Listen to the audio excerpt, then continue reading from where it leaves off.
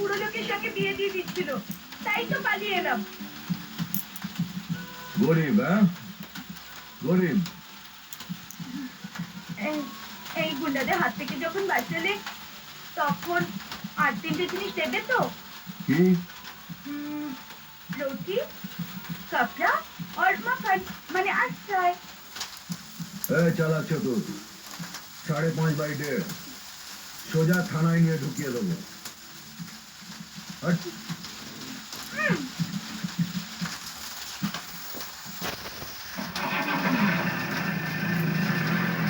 আমি বাউন্ডুলে ঘুরি যে আমাকে বাসবে ভালো। আর 20% সেটা ভালো জিনিস। ও মীমাংসার কথা তুমি বাদ দাও দেখিনি বলছি।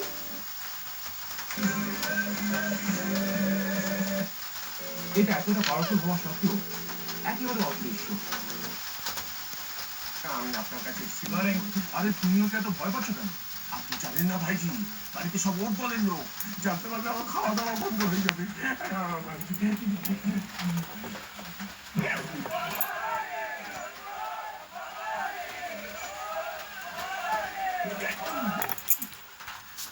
ভাইজি, আরে কাউকে কাজে আসিস কেন?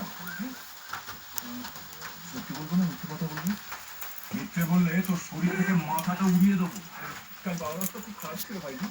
ওর বাবা? হ্যাঁ, সারাদিন শুধু বাবা মদ খায় ভাইজি। নারায়ণ মদ খায়? শুধু খায় না ভাইজি, পুরো 1 বোতল শেষ না অব্দি নেশা হয় না। এই খেয়ে খেয়ে পুরো 2টো কিডনি শেষ হয়ে গেল। তাতে কি হয়েছে? তোর 2টো থেকে একটা দিয়ে দিবি। আর কারো কিছু দেওয়াতে কাজ হবে না ভাই। মা ওনার মা সময় হয়ে গেছে। কি বলছিস তুই? আমরা সত্যি বলছি, ডাক্তারের সময় দিয়ে দিয়েছে। চলো মাত্র 6 মাস।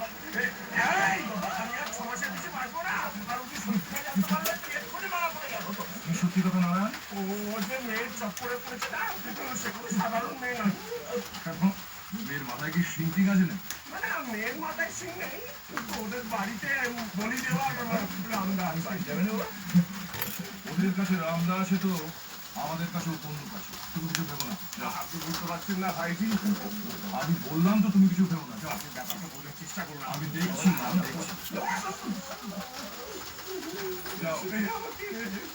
আচ্ছা গেড়ে পাতা ছেড়ে তুই বাবাকে কেমন ভয় খাওয়ালি? হ্যাঁ, তা মেয়েটাকে দেখতে বুঝি খুব সুন্দর।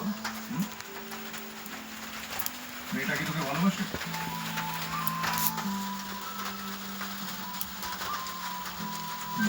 আরে পাশে পাশে, তা নাহলে কি আর বাড়ির সবার চোখ ফাঁকিয়ে তোর সঙ্গে ধরে বেড়াচ্ছে? তুই ভালোবাসিস তো?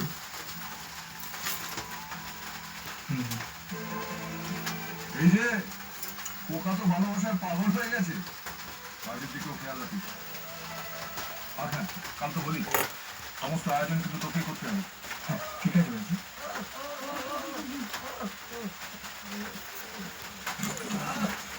কি রে কথা, আমি কোন মেয়েটাকে ভালোবাসি জানিস তো? মজা।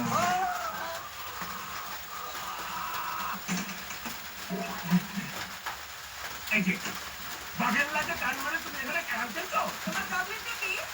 ওই মেয়েটাকে নিয়ে এসেছিল না পূজা। পূজা পূজা, তোমার বাবা এবার অপরে চলে যাবে সোজা। ওকে জানো কে মেয়েটা?